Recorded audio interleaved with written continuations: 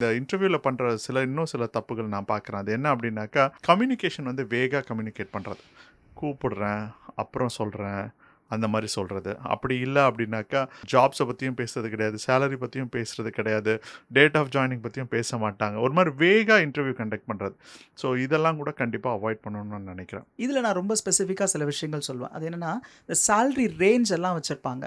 So 15,000 two 25,000ன்னு ஒரு range வச்சிருப்பாங்க. இது வந்து ஒரு வேக் கம்யூனிகேஷன் தான். ஸோ அந்த கேண்டிடேட் வந்து இப்போ 15,000 தான் வாங்கிட்டு இருப்பாங்க.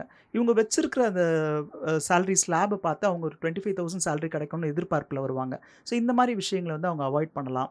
அல்லது ஜெண்டர் ஸ்பெசிஃபிக்கா அவங்களுக்கு எப்படிப்பட்ட கேண்டிடேட் வேணும்ன்றத முன்கூட்டியே தெரிவிக்கலாம்.